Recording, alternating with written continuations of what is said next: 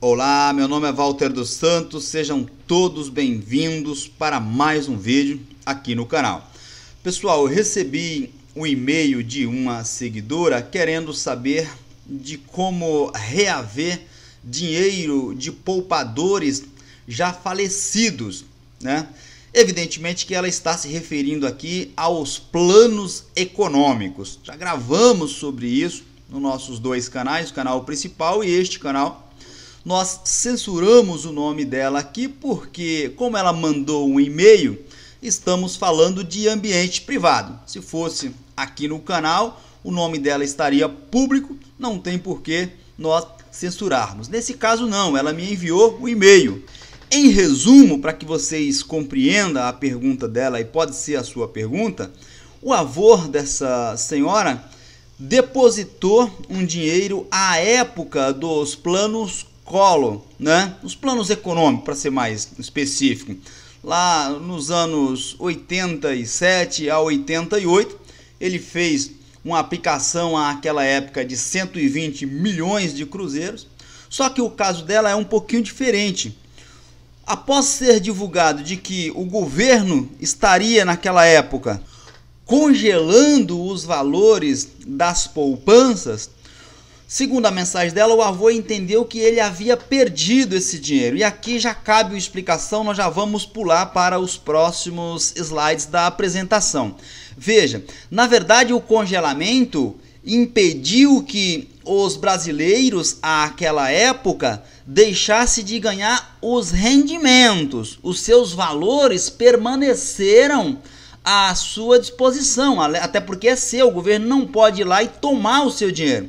Muita gente de fato confunde com a pergunta aqui da nossa seguidora, achando que perderam esses valores que se encontravam depositados àquela época. Em verdade não. O governo apenas congelou, ou seja, empatou que você tivesse juros, rendimentos, lucro com aqueles valores. Mas posterior você poderia muito bem ir lá e sacar. No caso dela não. O avô, por ter pouca escolaridade, né, achou que tivesse perdido todo o valor e abandonou. Esse dinheiro pertence a ele. Como ele já faleceu, segundo a mensagem dela, pertence a quem? Aos herdeiros. Portanto, você deve ir lá descobrir primeiramente aonde está depositado esses valores. Na mensagem dela está no banco Bamerindos, né? Então você deve primeiro saber, ou na Caixa Econômica, né? Primeiro saber se esses valores estão de fato depositados e pedir o saque desses valores. Aí depois dos planos com as correções. O que os planos fazem é que os valores eram corrigidos por determinados índices monetários, conforme vocês verão na apresentação a seguir. E aí o governo vinha e mudava o índice de correção monetária. O banco simplesmente utilizava um novo índice do governo que era mais prejudicial, era pior para os poupadores. Quando na verdade eu sempre falo para vocês aqui que o que vale, a lei que vale, a norma que vale é a época do fato. Tanto para direito previdenciário como para qualquer outro direito. No caso das poupanças, dos planos econômicos, o cidadão ia lá e depositava o dinheiro, estava vigindo, estava valendo na época determinada norma. O governo, para controlar a hiperinflação, vocês já irão compreender mais detalhado, ia lá e mudava o índice para diminuir. Isso prejudicava os poupadores, os bancos espertos que são, ia lá e aplicavam os novos índices. E com isso gerou um monte de ação, porque o direito brasileiro não permite isso. Tudo bem? Parte introdutória, vamos para os próximos slides da apresentação. Como eu disse para vocês, ela está falando dos planos econômicos. Walter, e como saber se eu tenho direito e como receber o dinheiro perdido com planos econômicos? Vejam, a primeira coisa é você diferenciar esses dois entendimentos. Um entendimento é a correção, o outro é o valor. No caso da nossa seguidora, ela depositou o valor e esqueceu lá. Esse valor tem que ser sacado, esse valor pertence à família do falecido, à família do morto, ou seja, pertence aos herdeiros. Então você deve primeiro entender essa situação. A correção monetária você tinha que ingressar com ação na justiça para que fizesse a correção corretamente e não de acordo com o que os bancos fizeram, utilizando-se de uma norma mais benéfica para eles, né, e pior para os poupadores, aplicavam essa norma publicada pelo governo, prejudicando sobremaneira os poupadores. Por isso que ensejaram em um monte de ações denominadas ações para ressarcimento dos planos econômicos. Tudo bem? Agora, sobre os planos econômicos, vocês devem lembrar que nós já gravamos tanto neste canal como no nosso outro canal, Walter dos Santos, aqui no YouTube, que existe um acordo firmado pelo Supremo Tribunal, ratificado, confirmado pelo STF, o Supremo Tribunal Federal, para que os poupadores que estivessem com ação na justiça recebessem esses valores.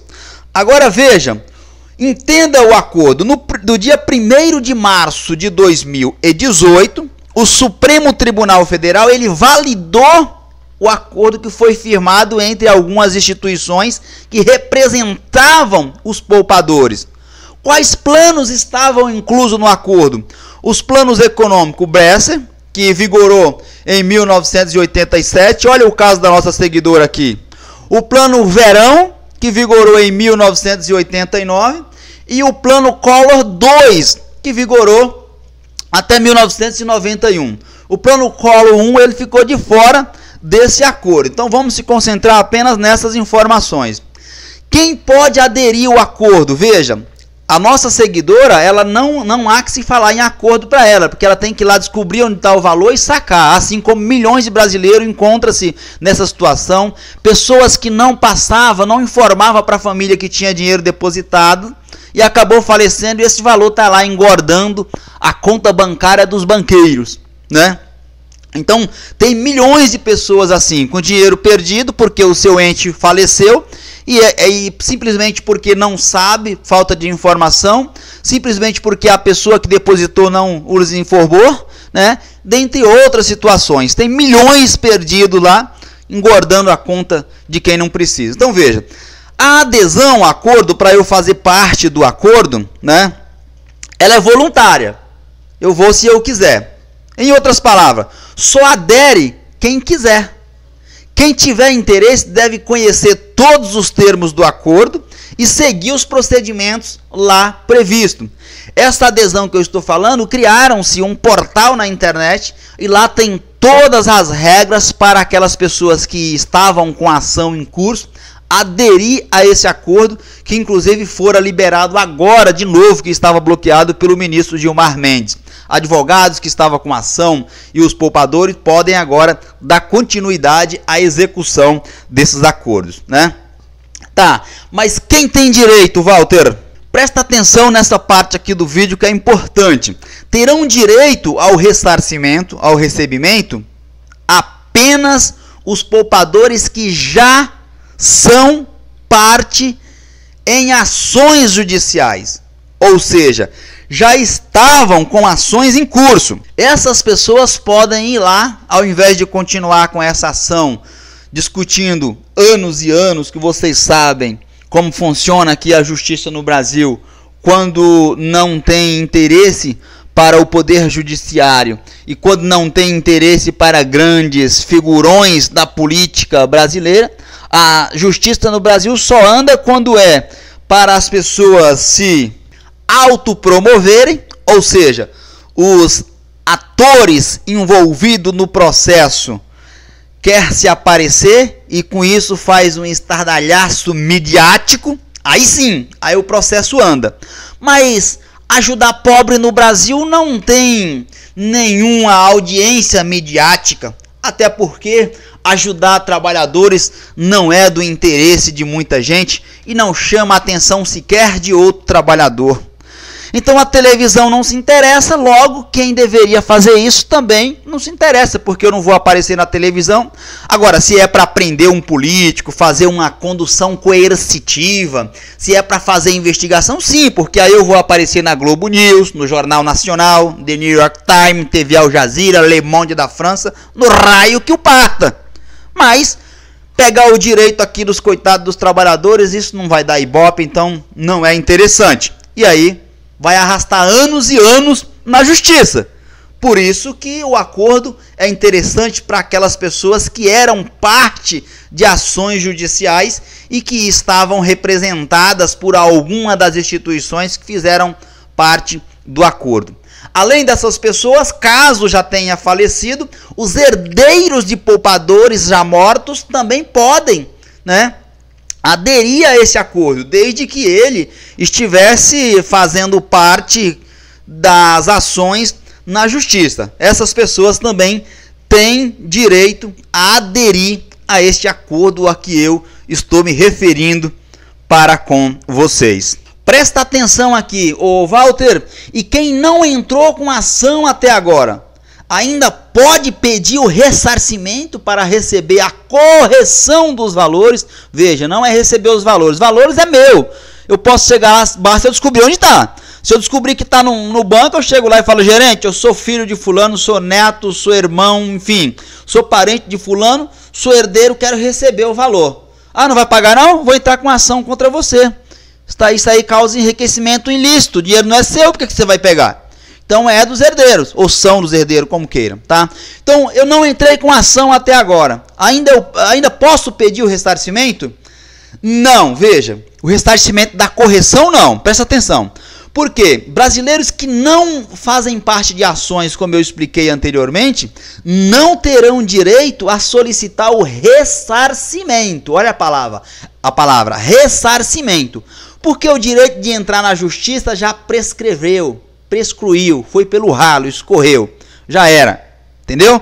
Então não pode, mas veja, entrar com ação de ressarcimento, que é aquela correção monetária de acordo com o índice correto, de receber o valor. Se eu tiver valor lá, eu tenho o direito de sacar. O que nós estamos falando aqui com a palavra ressarcimento é a correção de forma adequada que os bancos aplicaram o índice sem vergonha à época. Isto é o que muitos profissionais do direito não conseguem explicar quando o cliente bate à porta do seu escritório. Veja, é o ressarcimento. Outro dia, uma mulher me parou em determinado lugar e falou que esteve no Fórum João Mendes, aqui em São Paulo, para quem conhece, fica perto da Praça da Sé ali, e que foi informada que ela não poderia sacar o valor que o seu ex-marido tinha depositado à época, advindo da venda de um imóvel, uma casa, inclusive, que eles residiam à época. E disse que foi informada de que não, que esse valor já teria perdido. Veja, não é bem assim. Quando a palavra não está aqui, é para você ingressar na justiça para pedir a correção de forma correta ao valor que está lá depositado, tá? Agora, os valores que estão lá, você pode sacar, é seu. A gente não tem perda do dinheiro aqui no Brasil. O governo não pode tomar o seu dinheiro, tá? Apenas houve aí uma correção de forma errônea. Mas o valor está lá, pode sacar se você descobrir onde está. Agora, eu sei que é complicado, depois de anos, descobrir o nome da pessoa, CPF, RG, número de conta, mas enfim, dependendo do valor, compensa. Agora, ingressar com ação para ressarcimento, já era. Prescreveu, tá bom? Em relação a esses planos, tá? Em relação a esses planos. Quer saber sobre o Colo 1? Nós temos vídeo no meu canal, chama-se Walter dos Santos. Dá um Google, joga no YouTube aí que você vai deparar. Walter dos Santos, planos econômicos, tudo bem? Vamos para o próximo, para o vídeo não ficar longo. Para que vocês compreendam, estes planos econômicos a que nós nos referimos, né, para os mais jovens, ou para você que à época tomou conhecimento, mas não compreendeu bem até hoje, veja, eles eram criados àquela época para combater a hiperinflação. Então, os juros muito altos, o que o governo fazia? O governo ia lá, lançava um plano para controlar os preços. E nesses planos, né, quando o governo lançava, havia mudanças nos índices de remuneração das cadernetas de poupanças, né? Você depositou numa época, valia uma lei. Lembra? Direito adquirido, tempus rege actu. A lei é feita para o seu tempo, né? A lei que vale aquela na época em que aconteceu o ato. Então você lá depositava R$100, correção monetária 10%, no exemplo. Esses depósitos feitos antes do lançamento de um novo plano, deveria ser remunerado pelo método usado no momento em que você fez a aplicação monetária. Mas não era o que acontecia. Quando um plano novo era lançado, os bancos, de forma sem vergonha, trocavam o índice de rendimento de todos os depósitos. Ou seja, fiz um depósito no mês passado e estava em vigor um índice de correção monetária. O governo lançou o mês que vem um novo plano, os bancos trocavam o rendimento de todos os depósitos, ao invés de aplicar os novos métodos apenas no depósito feito a partir do lançamento do novo plano. E era aí que encontrava-se a irregularidade. Então, resumindo, para combater a inflação, o governo lançava planos para controlar os preços. Nesses planos havia mudança nos índices de remuneração das cadernetas de poupança. Depósitos feitos antes do lançamento de um plano deveria ser remunerado pelo método usado no momento da aplicação. Mas quando um plano era lançado, os bancos trocavam o rendimento de todos os depósitos. E aí é que acontecia a irregularidade, que choveu de ação e até hoje tem-se aí muitas dúvidas, e é por isso que o Valtinho está aqui tirando elas para vocês. Vamos rememorar aqui o plano Bresser, para vocês terem uma ideia. Ele foi lançado lá no primeiro trimestre de 1987, lembro como se fosse hoje, e previa um congelamento, ou seja, não sobe nada, ou pelo menos na sua poupança, né? Não sobe nada por 90 dias. E depois uma flexibilização, né, e liberação de preços e salários. Era o que acontecia naquela época. Então, ou seja, naquela época estabeleceu um reajuste da poupança com base na obrigação do Tesouro Nacional, que era conhecida, ainda OTN, que é ligada à inflação oficial. Logo, em relação aqui ao plano Bresser, tem direito à correção das perdas todos aqueles brasileiros com poupança que faziam aniversário de 1º a 15 de junho de 1987. Presta atenção nessa informação. Em relação ao plano verão, ele foi anunciado em janeiro de 1989. E esse plano estabeleceu um congelamento de preços fixos da OTN e da unidade de referência de preços e criação do Cruzeiro Novo. Não sei se vocês vão se lembrar disso aí. Essa atualização do saldo da poupança passou a ser feita em fevereiro pela letra financeira do Tesouro. Então, essas perdas são reclamadas por quem tinha, naquela época, dinheiro na poupança, e essas poupanças faziam aniversário de 1º a 15 de janeiro. É o plano com mais valores envolvidos aí, porque foi um plano que muita gente depositou dinheiro em 1989, principalmente na região do Nordeste, época em que estavam acabando as plantações de algodão, uma seca danada. Muita gente começou a investir dinheiro e com isso foi o plano com mais valores envolvidos. Vamos um pouco de história. O plano Collor 1, lançado em 15 de março de 1990, ele reintroduziu o cruzeiro como moeda no Brasil e confiscou naquela época por 18 meses, né, tomou por 18 meses dos brasileiros valores da poupança e da conta corrente que superavam naquela época 50 mil cruzeiros. As ações para correções levam em conta meses de abril a maio de 1990. Importante que você saiba disso. Para encerrarmos o vídeo, o plano Collor 2, iniciado em 1º de fevereiro de 1991, ele estabeleceu o fim do mecanismo de indexação da economia e do bônus do Tesouro Nacional fiscal, né? E fez uma substituição. Em seu lugar, foi criada a taxa referencial, a maldita TR, que nós já discutimos em vários outros vídeos aqui no canal. Vocês que me acompanham sabem disso. É o plano com menos valores envolvidos, mas mesmo assim ainda tiveram diversas ações.